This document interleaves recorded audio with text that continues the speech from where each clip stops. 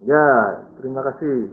Nah, eh, silakan dibagi eh, diktatnya, yang dibagi ke teman-teman.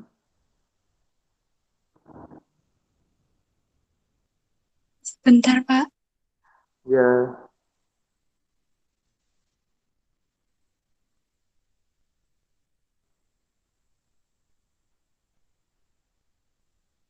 oke, hari ini saja ya, apa audio saja, karena saya juga tidak punya PowerPoint-nya ya. Nah, silakan dibuka sendiri eh, diktatnya yang akan di-share sama Mayang.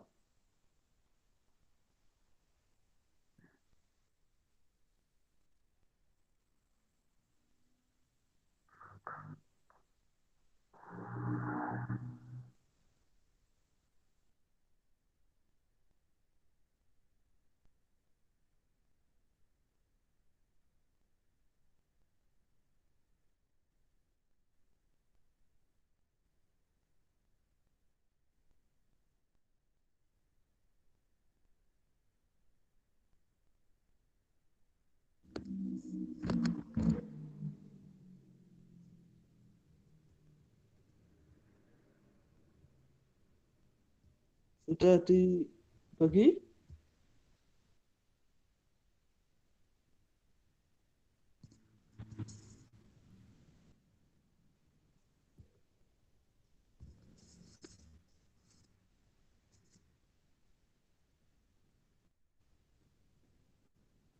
Gimana? Sudah dapat diktat semua? Belum, Pak.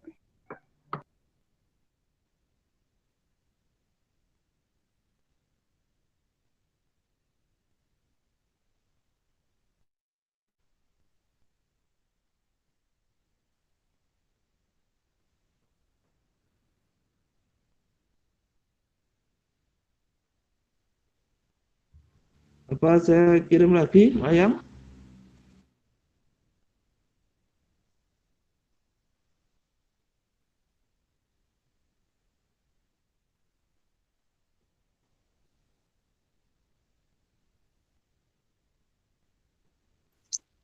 Sebentar, Pak. WiFi saya lemot. Oh, alah. Ya, ya, ya.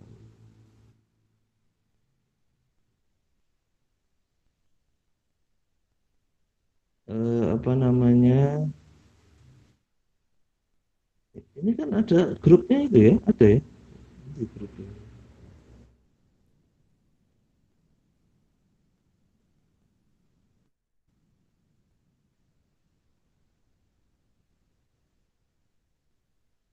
Ya, jadi sambil nunggu Pak, pembagian maaf, itu. saya buka pakai HP, enggak apa-apa.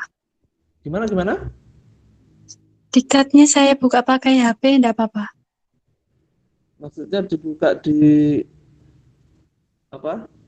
Di sini. Saya bukanya lewat HP. Nggak usah begitu. Maksud saya di-share ke kawan-kawanmu biar dibaca sendiri-sendiri gitu. Baik, Pak. Ya,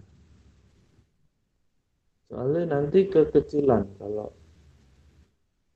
kalau nggak dalam format apa namanya? Apa namanya itu ya? PowerPoint. Nah, kalau PowerPoint kan gede-gede tulisan.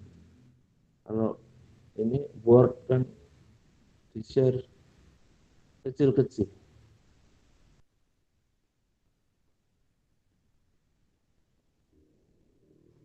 Nah, itu sudah itu ya.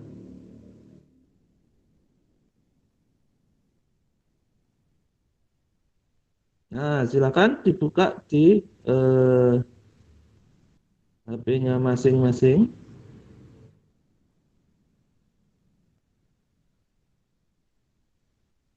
Nah, kita buka di bagian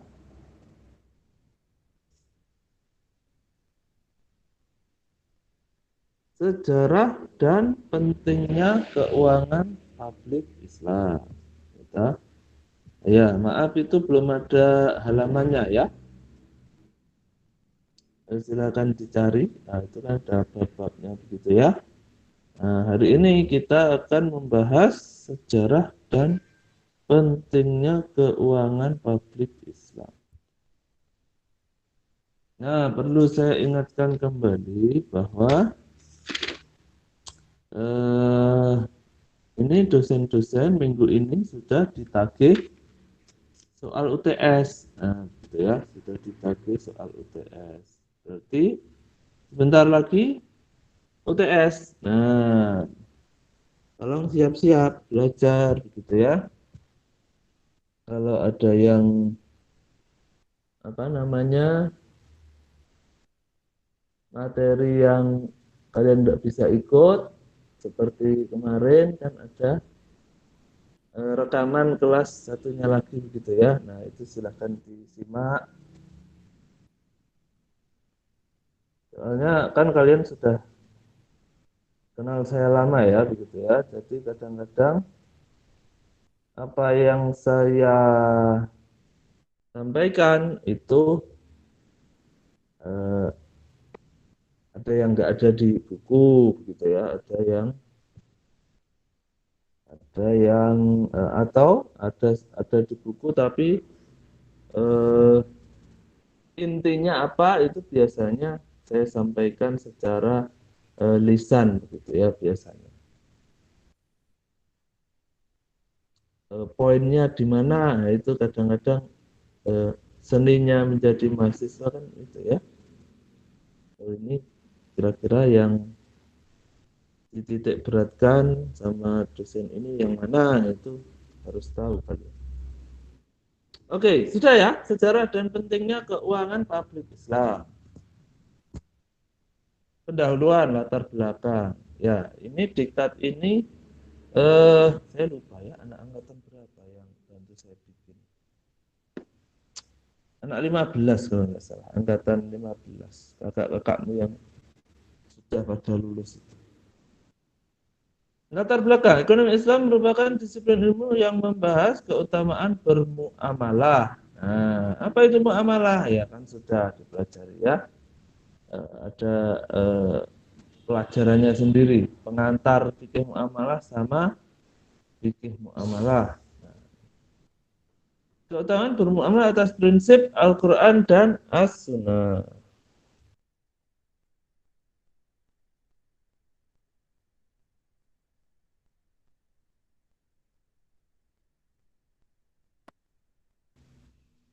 Nah, muamalah sendiri merupakan kegiatan sosial di mana kemaslahatan menjadi tujuan utama untuk menjalani kehidupan sehari-hari individu maupun kelompok. Muamalah kan berbeda dengan ibadah kan begitu ya. Kalian kan sudah hafal apa namanya kaidahnya ya. Angkatan 12 18 sudah kan ya kaidah ya. Nah, jadi al-aslu fil muamalah al-ibahah kan begitu ya. Hatta ya dulu dalil ala tahrimiha. Berarti kan semuanya boleh kalau dalam muamalah kecuali yang diharamkan. Kebalikannya sama ibadah. Kalau ibadah semuanya nggak boleh kecuali yang disuruh. Gitu. Nah, keuangan publik Islam ini masuk dalam ranah muamalah kan begitu ya. Masuk dalam ranah muamalah. Dalam keuangan publik, Islam menekankan kemaslahatan untuk mencapai kesejahteraan optimal. Kebijakan negara dalam mencapai kesejahteraan publik atau non-publik harus komprehensif. Misalkan kebijakan fiskal, di mana menurut Islam tidak bebas nilai, tidak bebas nilai. Jadi kan nanti dulu kalau kalian belajar apa namanya filsafat ilmu kan begitu ya. Nah, saya juga lagi ngajar ini anak baru. Itu kan ada yang berpendapat bahwa ilmu itu bebas nilai begitu ya. Ilmu bebas nilai. Ya tidak usah mencampur adukkan antara ilmu dan agama begitu kan kalau konsep sekuler kan begitu ya. Nah, tapi kalau Islam semuanya diatur sampai ke eh, sampai ke titik-titik terkecil gitu ya, sampai ke apa bagian-bagian terkecil dari kehidupan semuanya diatur.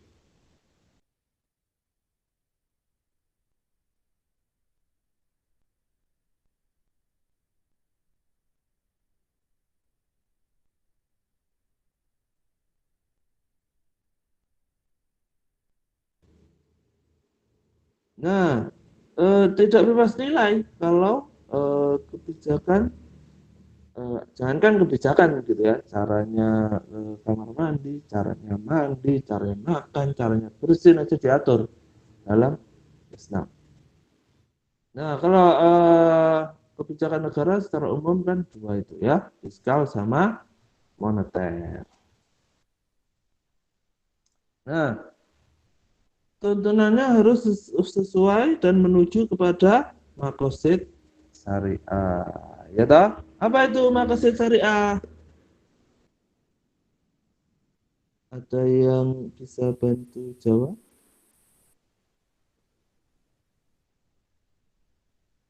Ayo, makosid syariah apa?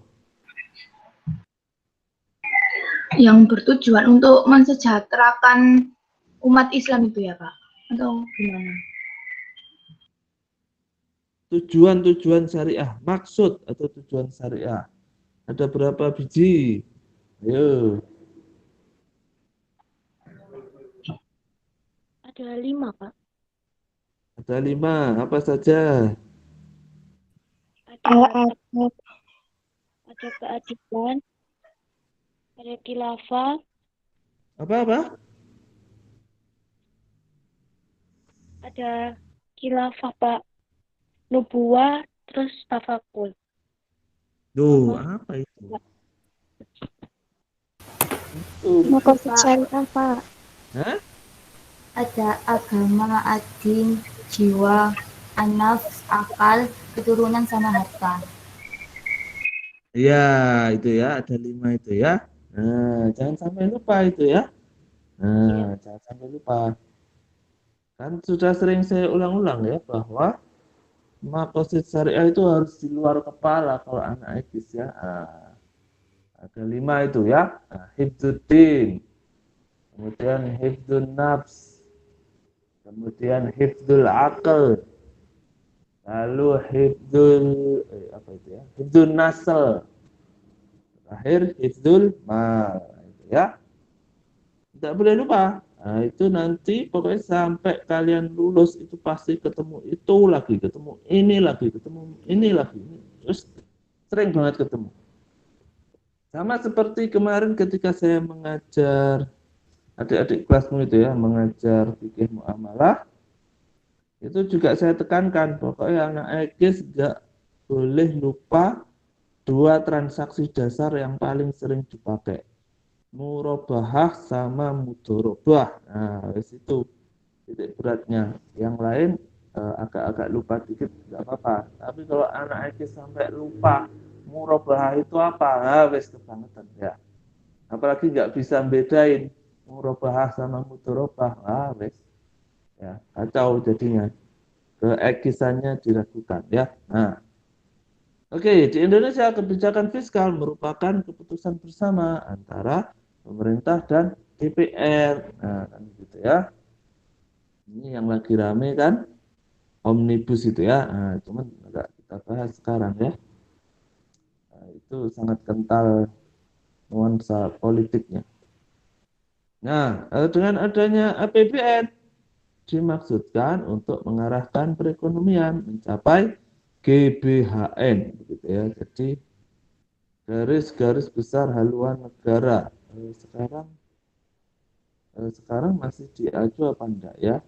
Saya kurang mengikuti. Kalau dulu zamannya Pak Soeharto itu ini diajarkan di sekolah-sekolah begitu ya, di BHN begitu ya.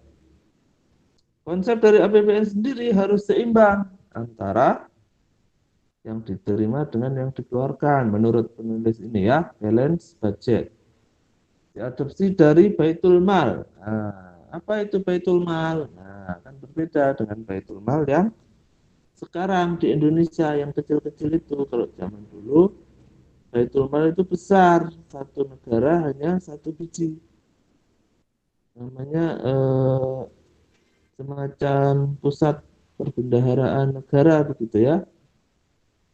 Seluruh negara, pemasukan negara jadi satu di situ. Nah, kemudian efisiensi dan efektivitas adalah landasan pokok dalam mengambil suatu kebijakan yang mana dipandu oleh kaidah syariah. Menurut Capra, nah ini Capra, ini orang yang sangat terkenal dalam bidang ekonomi Islam ya. Nah, seharusnya sudah kalian pelajari itu di sejarah pemikiran. Nah, sejarah pemikiran ekonomi Islam ya toh tokoh-tokoh ekonomi Islam kontemporer Umar Capra. Nah, menurut Capra komitmen terhadap nilai Islam dan maqasid harus diterapkan karena maqasid sendiri akan mereduksi kesimpang siuran keputusan pengeluaran pemerintah dengan memberikan kriteria untuk membangun prioritas kan gitu ya. Membantu mereduksi kesimpang siuran. Nah, kenapa ini? Ya, berarti beliau sendiri menyadari bahwa kadang-kadang yang namanya pemerintah kan juga manusia begitu ya. Jadi kadang-kadang simpang siur itu keputusannya. Nah, kan begitu. Jadi kalau ada guidance-nya, kalau ada apa namanya? Garisnya yang lurus itu kan lebih mudah nanti untuk melihat begitu ya ini sesuai apa enggak. Nah, guidance-nya menurut beliau adalah nilai-nilai Islam dan maqasid itu. Nah, masuk ke pembahasan.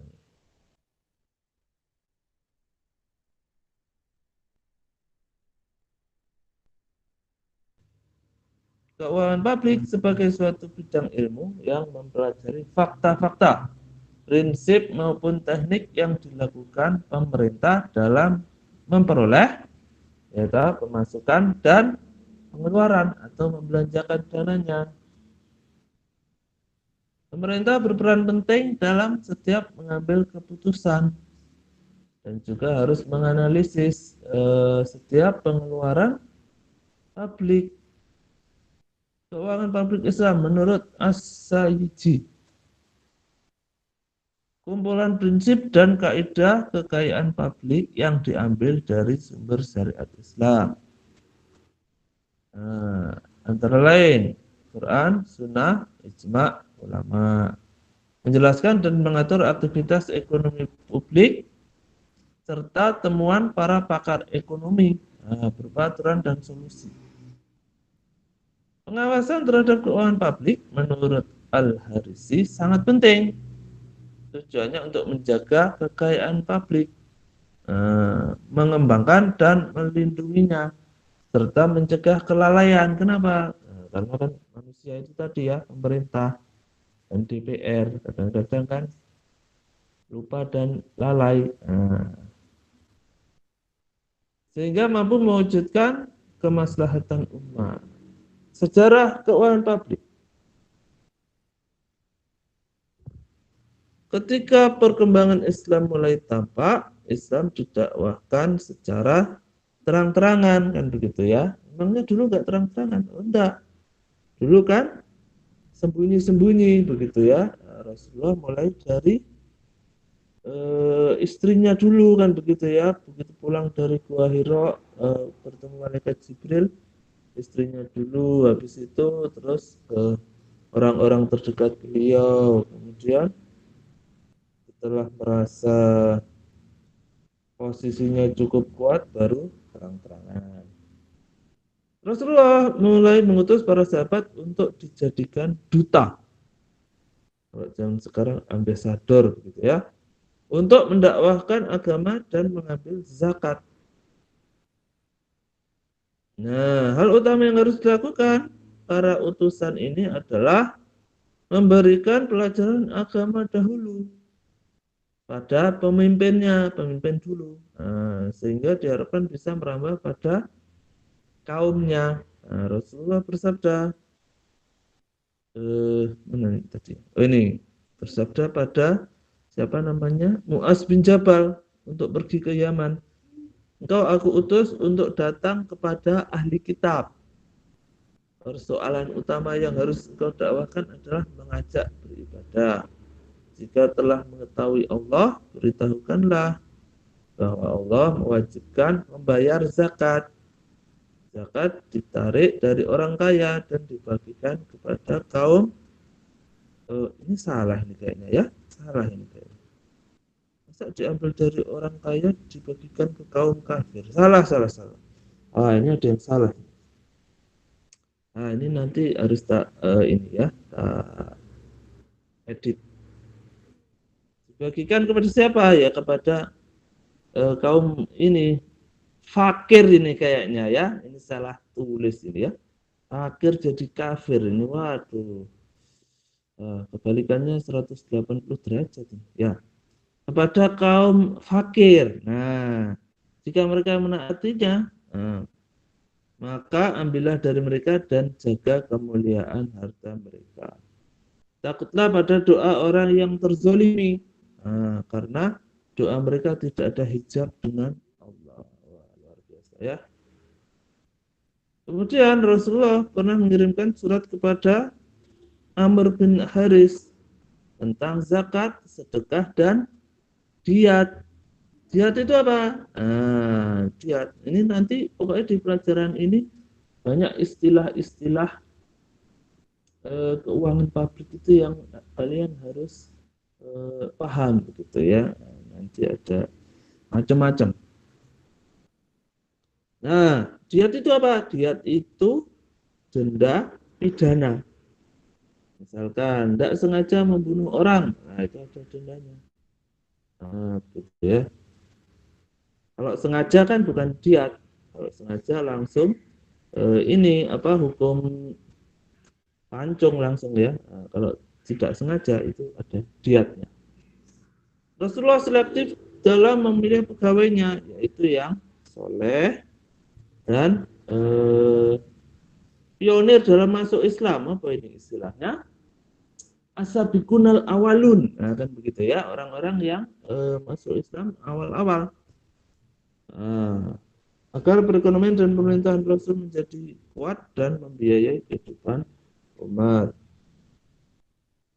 Tujuan utama dalam perekonomian adalah untuk mencapai falah yang maksimum. Ya toh?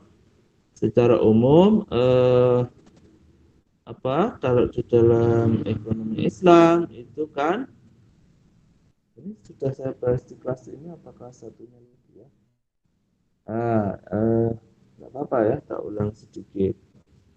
Dalam Islam kan Rasulullah mengajarkan ada sebuah hadis yang sangat masyhur itu ya, sangat terkenal. Nah, bahwa ketika orang-orang protes, ya Rasul turunkan harga terlalu mahal. Nah, Rasulullah bilang yang menentukan harga itu Allah sendiri begitu ya. Jadi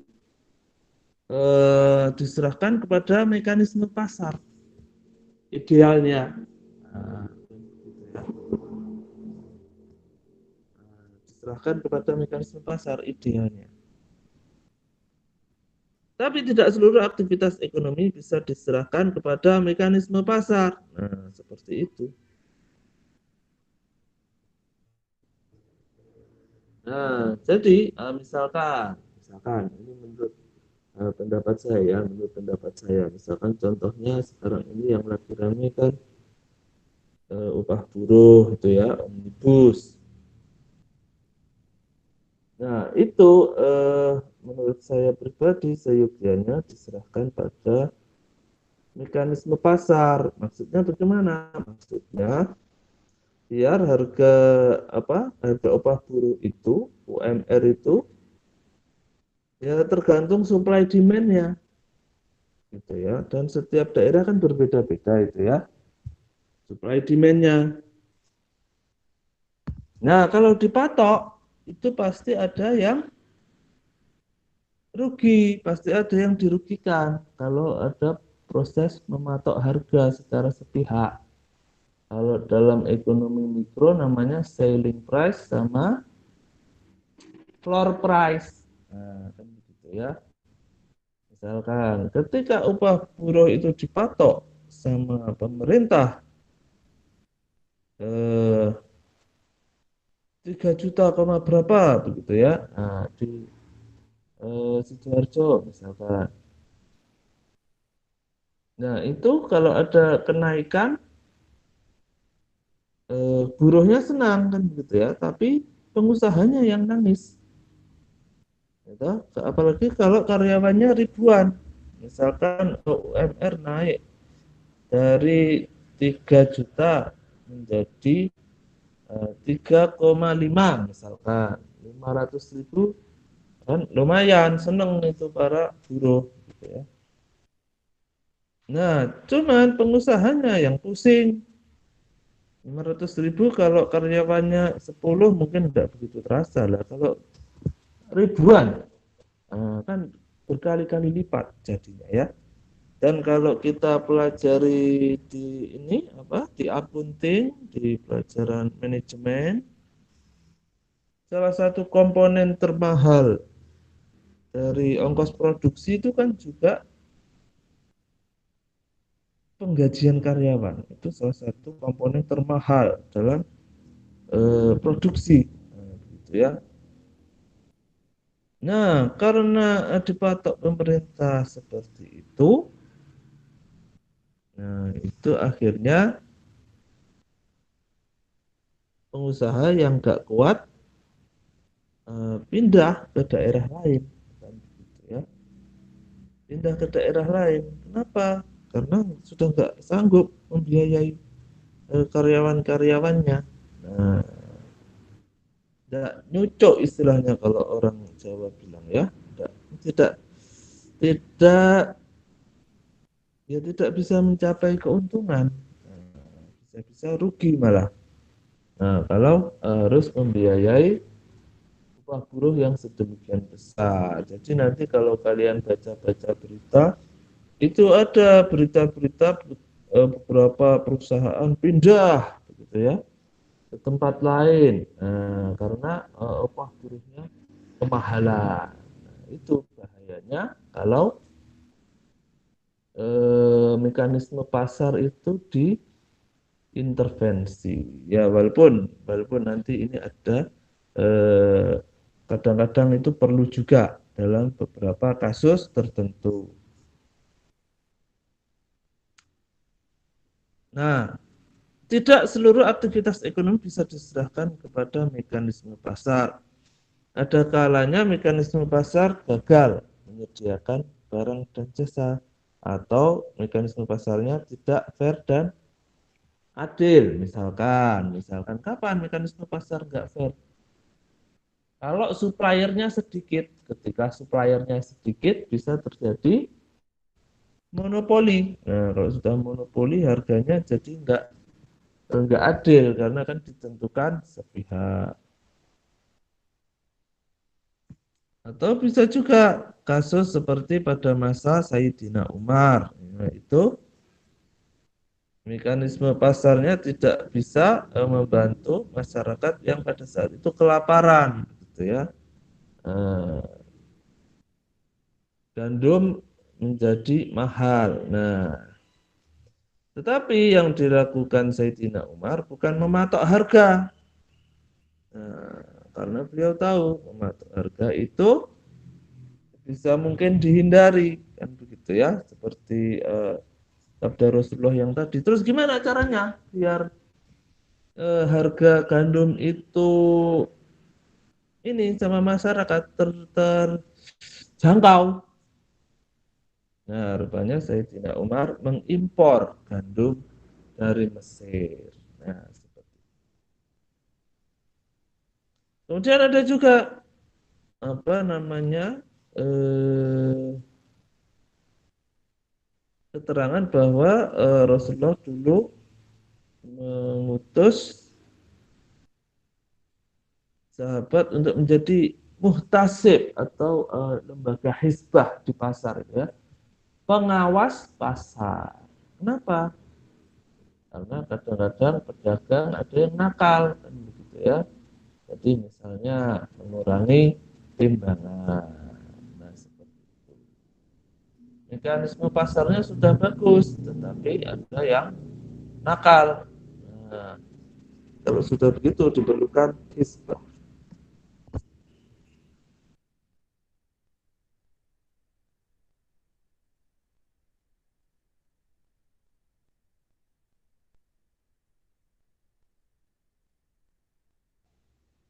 Permasalahan selanjutnya yang muncul, bagaimana berjalannya perekonomian Islam pada zaman Rasulullah dan Khulafaur Rasyidin.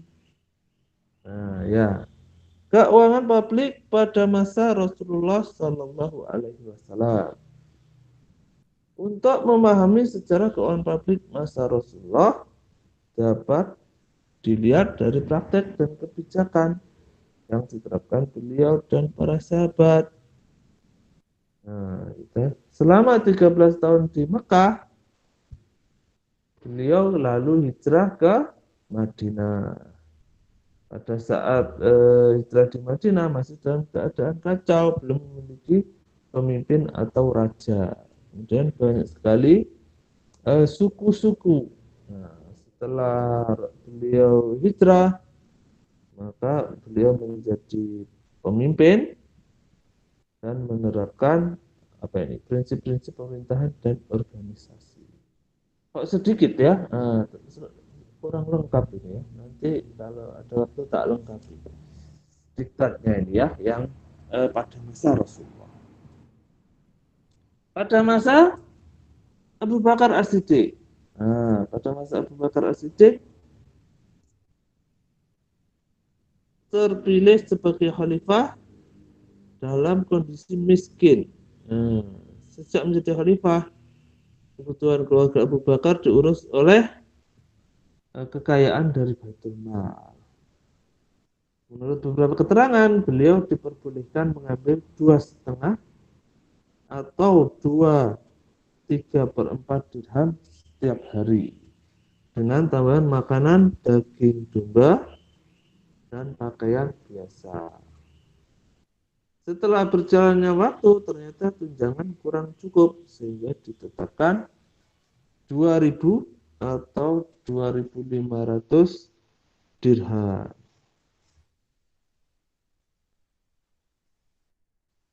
Menurut keterangan lain, 6.000 dirham per tahun. Nah, cuma kita belum bisa membayangkan ya itu nilainya seberapa gitu ya, pakai dirham itu. Selama 27 bulan kepemimpinannya, Abu Bakar banyak menangani masalah orang-orang murtad, kemudian masalah cukai, kemudian orang-orang yang nggak mau bayar zakat. Gimana itu dulu sejarahnya? Kalau ada yang nggak mau bayar zakat sama Sayyidina Abu Bakar, diperangi. Nah, diperangi ya. Nah, Abu Bakar sangat memperhatikan keakuratan penghitungan zakat. Zakat selalu didistribusikan tanpa sisa. Nah, ini tetap dilanjutkan sistem ini sampai beliau wafat hanya 1 dirham yang tersisa dalam perbendaharaan negara. Berarti apa? Habis semuanya dialokasikan secara maksimal. Nah, nggak ada sisanya. Umar bin Khattab Al-Faruq. Apa itu Al-Faruq? Itu gelarnya beliau. Artinya adalah orang yang bisa memisahkan antara yang hak dengan yang batil. Nah, Sayyidina Umar. Ada beberapa hal yang perlu dicatat berkaitan dengan kebijakan keuangan pada masa Khalifah Umar. Di antaranya Baitul Mal. Nah, Baitul Mal adalah harta kaum muslimin. Sedangkan khalifah hanyalah pemegang kepercayaan. Jadi tanggung jawab negara untuk menyediakan tunjangan bagi janda, anak yatim, anak terlantar, penguburan orang miskin, bayar hutang orang bangkrut, bayar uang diat untuk kasus tertentu, dan beri pinjaman tanpa bunga untuk urusan komersial. Namanya apa? Nanti kalau kalian masih ingat namanya Qardul Hasan, gitu ya. Pinjaman tidak pakai bunga, Qardul Hasan. Kepemilikan tanah sepanjang pemerintahan Umar, banyak daerah yang ditaklukkan melalui perjanjian damai. Karena banyak yang ditaklukkan, jadi timbul masalah. Baginya gimana? Nah, ada yang bilang, oh itu didistribusikan pada para pejuang saja. Nah, yang lainnya menolak. Nah, oleh karena itu dicari rencana yang cocok dan baik. Seperti apa? Nah, ini saya lupa tapi akhirnya gimana endingnya ya. Kalau zaman Nabi dulu, memang ini kan ada ya namanya Al-Anfal, harta rampasan perang. Nah, ada baik, ada anfal, ada ghanimah. Nah, harta rampasan perang itu nanti kayaknya dibahas di sini ya. Kalau enggak sebelum UTS sudah UTS. Itu memang zaman Nabi 4/5 ghanimah itu, 4/5 harta rampasan perang itu untuk 4/5 kan besar ya, berarti berapa itu ya? 80% lebih ya. 4/5 itu ini untuk pejuang, untuk yang ikut perang. Nah, sisanya untuk Rasulullah dan orang-orang yang membutuhkan, kalau nggak salah begitu ya. Nah, 4/5-nya untuk para pejuang. Nah, sesudah zaman Umar ini, tapi kemudian diprotes itu ya. Nah, kenapa kan nggak pakai perang? Mungkin begitu ya, alasannya yang protes. Kan nggak pakai perang, ditaklukkannya melalui perjanjian damai. Nah, jadi ya nggak bisa dibagi ke yang para tentara seperti dulu. Nah, begitu. Zakat dan usr. Sebelum Islam, setiap suku atau kelompok suku yang tinggal di desa biasa bayar pajak dan pembelian dan penjualan, maks, usr dan maks. Setelah Islam berdiri, Nabi mengambil inisiatif untuk mendorong usaha dagang dengan menghapuskan biaya masuk antar provinsi. Kenapa ini menghapuskan biaya masuk bisa mendorong usaha dagang? Ya karena sejatinya apa namanya biaya-biaya seperti itu kan membebani pengusaha, begitu ya. Makanya nanti ada pemikiran, ada salah satu riwayat bahwa Rasulullah pernah mengharamkan pajak sehingga dari segi keuangan publik itu pendapat para ulama kontemporer terbagi jadi dua. Yang satu setuju ada pajak, yang lainnya kalau bisa nggak ada pajak. Nah, seperti itu ya. Karena pajak itu membebani sepertinya ya. Ini yang lagi rame di berita-berita itu kan ada wacana pemerintah akan menghilangkan pajak penjualan mobil baru, kan begitu ya. Katanya. Kalau dulu itu ada isu pajak STNK akan dihapus, tapi tidak jadi ternyata ya. Padahal ya begitulah. Kalau kalian memang sepakat dengan pandangan yang menolak pajak, salah satunya alasannya kan pajak itu membebani masyarakat ya. Sedekah untuk non-muslim.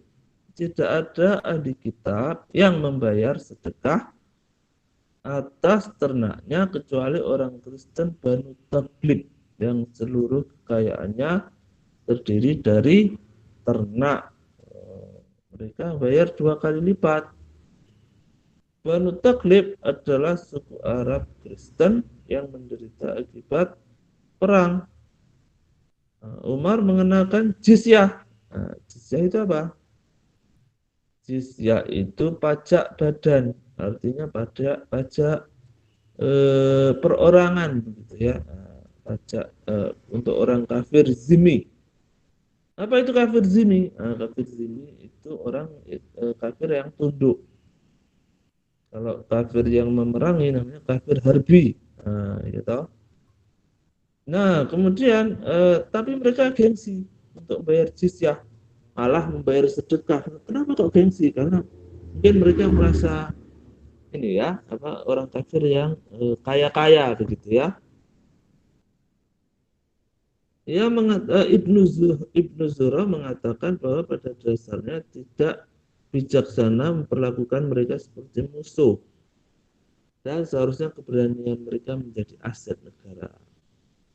Maka Sayyidina Umar memanggil mereka dan menggandakan sedekah yang harus mereka bayar dengan syarat mereka tidak akan membaptis seorang anak atau memaksakan kepercayaan mereka. Gitu ya. Mata uang pada masa Nabi dan Khulafaur Rasyidin, mata uang asing dengan berbagai bobot sudah dikenal, seperti dinar, emas, begitu ya, dirham, perak. Bobot dinar sama dengan miskol atau bukan miskol HP itu ya, miskol pakai sa. Sama dengan 20 kirot atau 100 grain barley itu bahasa Inggris ya, gandum kalau nggak salah ya. Bobot dirham tidak seragam. Nah, biar nggak bingung, Sayyidina Umar menetapkan bahwa dirham seberat 70 grain barley. Das, ini bahasa Inggris kalau das ini.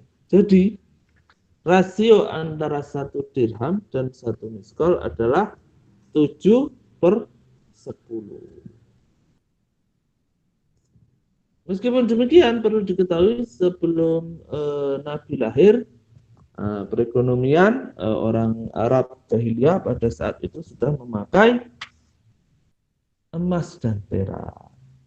Kalau tidak salah ini diwarisi dari Romawi kalau nggak salah ya, emas perak itu ya. Klasifikasi pendapatan negara. Para khalifah mendistribusikan semua pendapatan yang diterima. Kebijakan tersebut berubah pada masa Umar. Pendapatan yang diterima di Baitul Mal ada 4 jenis, zakat dan usr, kan begitu ya. Zakat untuk 8 asnaf. Nah, ini sudah sering kali saya ingatkan ya. Pokoknya nggak boleh lupa 8 asnaf ini. Nah, gitu. Apa saja 8 asnaf? Ada yang ingat? Fakir, miskin, gorim, mualaf, Terus? Musafir, Nabil, Terus? hamil, Ya, Alhamdulillah, kurang satu kayaknya ya. Ibnu Sabil. Sabil, orang dalam perjalanan. Terus sabilillah. Ya. Ada juga orang yang berhutang. Kemudian mu'alaf, gitu ya. Pokoknya ada 8 itu ya. Kemudian ada khums dan sedekah. Khums itu apa? Humus itu dari kata khomsah atau 5. Humus itu 1/5 kalau nggak salah ya. Dibagi pada orang miskin. Terus kharaj. Kharaj itu apa? Nah, nanti ada kayak dibahas nanti ya. Ada kharaj, ada fai, ada jizyah, ada usur. Nah, ini apa istilah-istilah penting di keuangan publik Islam gitu ya. Kemudian pengeluarannya apa? Pengeluaran itu yang paling penting dana pensiun kalau zaman Umar. Kemudian dana militer dan dana pembangunan infrastruktur. Nah, ini ya. Secara garis besar pengeluaran pada masa Umar dikeluarkan untuk kebutuhan yang dapat prioritas pertama. Itu tadi pensiun baik tentara Islam maupun non-Islam. Termasuk juga pensiun PNS zaman dulu ya.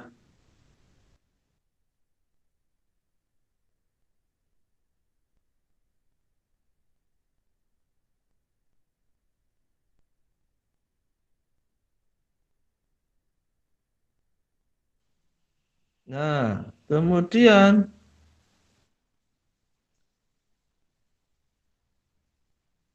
kekhalifahan Sayyidina Utsman.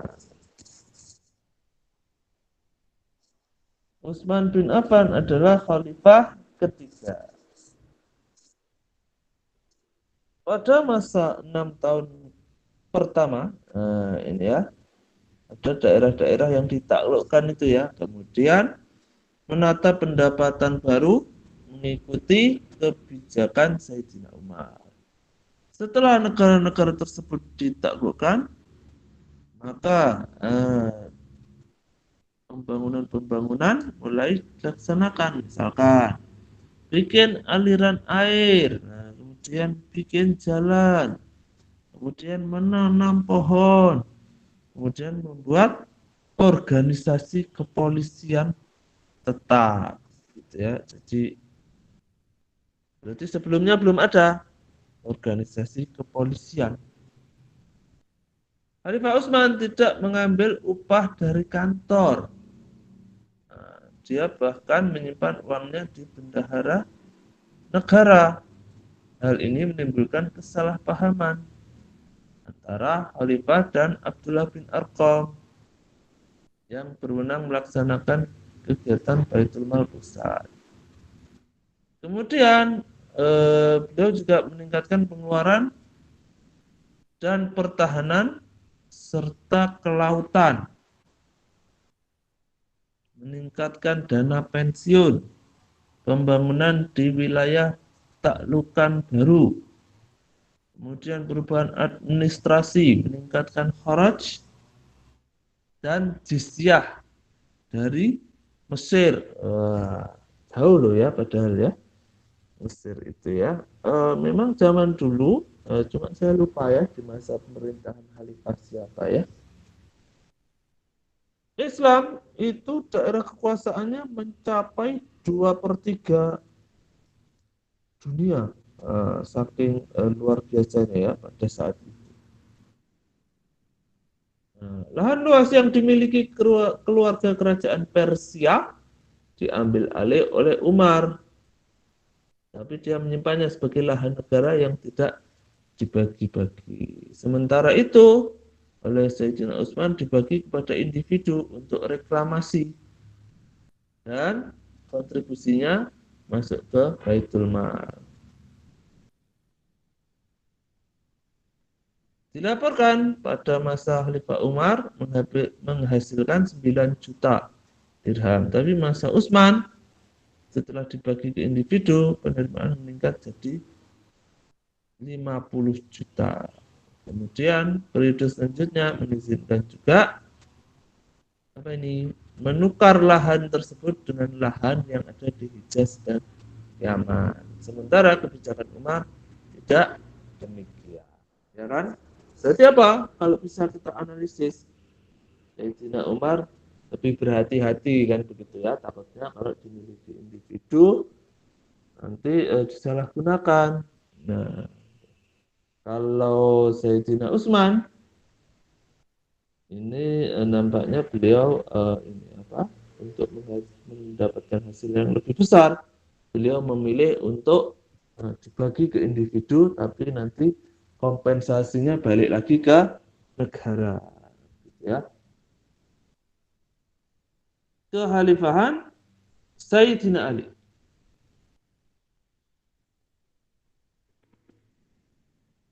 Setelah Utsman wafat, Sayyidina Ali terpilih menjadi khalifah dengan suara bulat. Maksudnya apa? Maksudnya nggak ada yang protes begitu ya, sepakat semua. Sayyidina Ali menjadi khalifah selama 5 tahun. Beliau sangat sederhana dan sangat ketat dalam menjalankan keuangan negara. Ada salah seorang gubernur yang dijebloskan ke penjara karena tuduhan korupsi. Nah, sudah ada korupsi zaman dulu ternyata ya. Tapi ini masa namanya Ray ya, Ray, gubernur Ray. Nah, ini nanti saya tak browsing lagi. Namanya kok keren sekali ya, gubernur Ray. Dalam hal penerimaan negara, Sayyidina Ali masih membebankan khums atau seperlima tadi atas ikan. Kalau seperlima berarti 20% ya. Khums atas ikan atau hasil hutang. Menurut Baladuri, Ali membebankan pada pemilik hutan 4.000 dirham. Di hutan ini ada ngarai yang menurut beberapa orang tanahnya dibuat untuk batu-batu istana. Berbeda dengan Khalifah Umar, Sayyidina Ali mendistribusikan seluruh pendapatan di Baitul Mal ke provinsi yang ada di Madinah, Basrah, Kufah. Ya. Sistem itu baru sistem distribusi setiap pekan sekali untuk pertama kalinya diadopsi. Hari Kamis adalah hari pendistribusian. Pada hari itu penghitungan diselesaikan dan pada hari Sabtu dimulai penghitungan baru. Pada masa Sayyidina Ali. Dalam hal alokasi pengeluaran masih sama seperti masa Umar. Nah, pengeluaran untuk angkatan laut yang ditambah pada masa Utsman hampir dihilangkan karena daerah sepanjang garis pantai seperti Syria. Nah, ini sekarang perang semua ini ya. Nah, Syria, Palestina, dan Mesir di bawah kekuasaan Muawiyah. Namun dengan adanya penjaga malam dan patroli yang diciptakan Umar, ini gimana sih jadinya? Ada polisi reguler yang disebut Syurta, pemimpinnya Saibu Syurta. Berarti ini apa namanya? Saibu Syurta dan patroli ini dianggap sudah mencukupi untuk apa? Menjaga daerah laut, gitu ya, sehingga pengeluaran untuk angkatan laut dikurangi. Instrumen pembiayaan publik. Nah, ini kan yang sudah sering muncul tadi ya. Nah, instrumennya apa saja? Nah, yang pertama zakat. Dan zakat adalah sumber utama dan terpenting dari penerimaan negara pada awal pemerintahan Islam. Perlu dicatat bahwa zakat bukanlah merupakan sumber penerimaan biasa bagi negara-negara di dunia.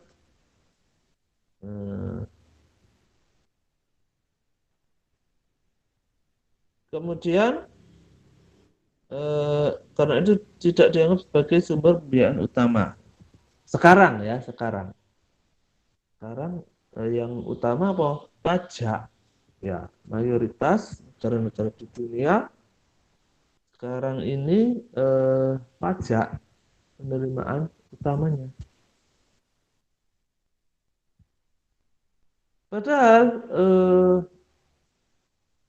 potensi zakat ini besar sekali ya, besar sekali sebetulnya ya, dan ininya macam-macam gitu ya, nggak cuma zakat fitrah, ada zakat mal, ada zakat pertanian, ada zakat penghasilan menurut ijtihad ulama. Nah, itu sebetulnya potensinya besar sekali. Aset dan perusahaan negara dalam konteks kehidupan modern di mana sudah nggak ada perang fisik atau para pasukan profesional digaji, maka ghanimah, itu ya, dulu pakai ghanimah, harta rampasan perang, tidak bisa dijadikan sebagai sumber pendapatan. Kalau dulu luar biasa ini 4/5, 4/5. Nah, kalau dulu 1/5-nya diambil 20% untuk fakir, miskin, yatim, musafir, dan Rasulullah dan keluarganya kalau nggak salah. Nah, ya. Nah, 4/5 untuk siapa? Untuk yang perang. Jadi zaman dulu tentara kaya raya. Cuma zaman sekarang itu sudah tidak relevan ghanimah ini. Kharaj, pajak tanah, pajak yang dibedakan jadi dua, proporsional dan tetap. Proporsional maksudnya dikenakan sebagai bagian dari produksi pertanian, misalkan 1/4, 1/5, dan sebagainya.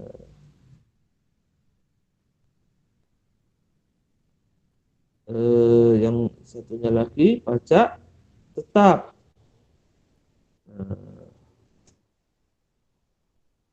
Jadi pajaknya tetap atas tanah.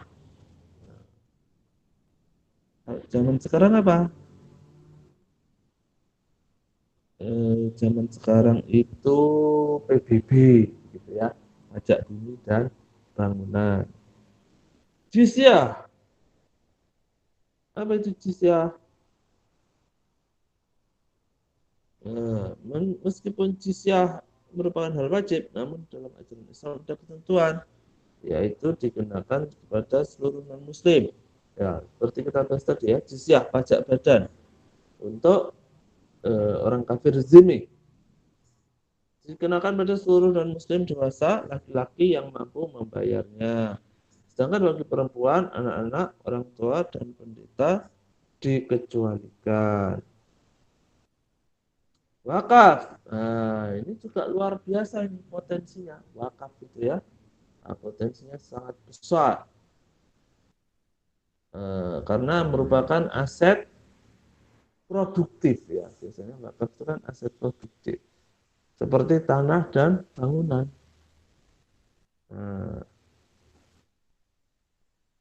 Itu kalau dikelola pemerintah dengan serius luar biasa ya.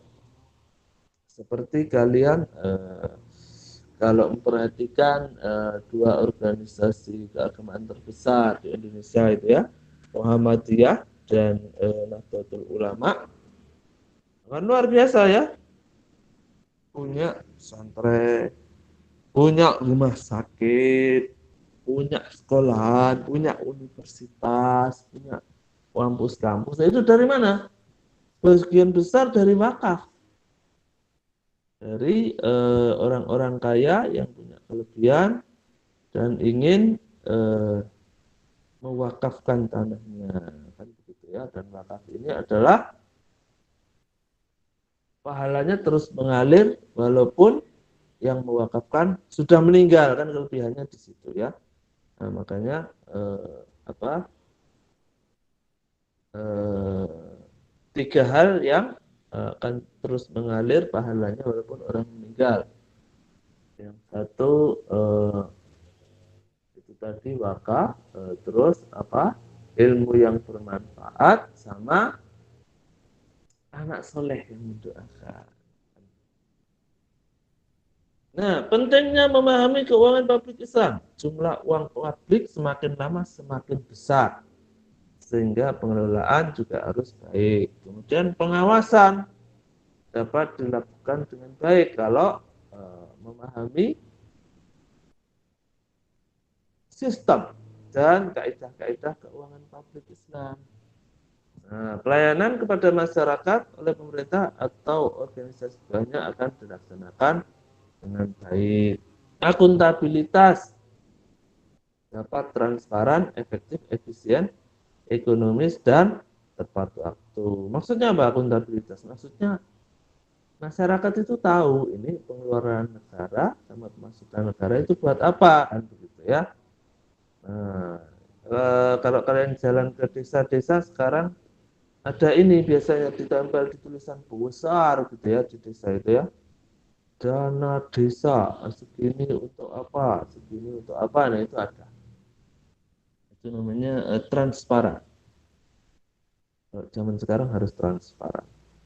Membayar pajak akan berada informasi yang objektif atas pengelolaan keuangan publik sehingga puas dan rela untuk bayar pajak secara tertib.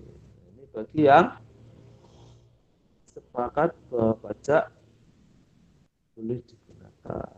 Sektor swasta akan lebih mudah untuk melakukan kegiatan perekonomian nasional. Nah, sektor swasta, sektor publik, sektor rumah tangga itu apa?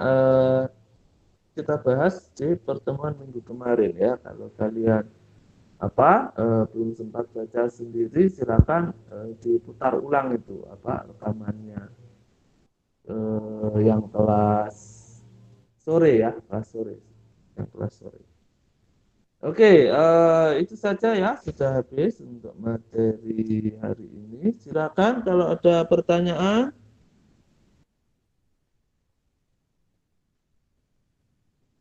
Ada pertanyaan? Saya, Pak. Silakan.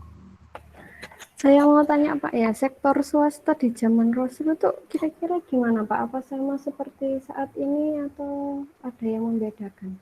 Terima kasih. Sektor swasta di zaman Rasul. Kayaknya sih ya nggak seperti saat ini ya. Kalau saat ini kan ada perusahaan-perusahaan besar gitu ya. Dan proyek-proyek negara diserahkan ke swasta. Kalau zaman dulu kayaknya saya belum pernah membaca ada keterangan ada perusahaan besar begitu ya. Paling yang kondang itu zamannya Nabi itu kan Abdurrahman bin Auf itu ya, pengusaha yang kaya raya. Nah, seperti itu. Cuma saya nanti cari lagi ya, apakah para pengusaha yang kaya raya itu juga membantu negara. Nah, membantu negara dalam menyelenggarakan pemerintahan. Tapi kayaknya kalau kita amati dari tadi ya, yang banyak berperan sektor publiknya ya, sektor negaranya kalau zaman dulu. Sektor swastanya masih kurang karena bentuknya kan individu-individu gitu ya. Belum menggurita seperti sekarang yang konon katanya bahkan satu orang pun pendapatan satu orang aja itu bisa ini yang kaya raya ya bisa menutupi pengeluaran negara, itu ada yang bilang begitu. Kira-kira begitu ya, Adelia ya. Iya, Pak, terima kasih. Ya kalau zaman dulu kan belum seberkembang seperti sekarang ya. Ada lagi yang ingin ditanyakan?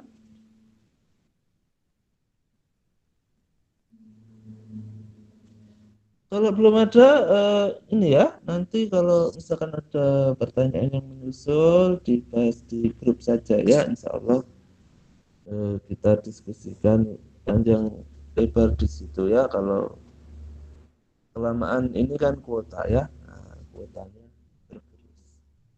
Ya, saya akhiri dulu pertemuan untuk hari ini. Terima kasih atas perhatiannya. Mohon maaf kalau ada salah kata atau yang kurang jelas begitu ya. Nah, silakan nanti ditanyakan kalau masih bingung. Dan jangan lupa belajar, sebentar lagi UTS. Saya akhiri, subhanakallahumma bihamdika asyhadu an la ilaha illa anta astaghfiruka wa atubu ilaik. Wassalamualaikum warahmatullahi wabarakatuh. Waalaikumsalam. Ya, Pak. Terima kasih. Pak.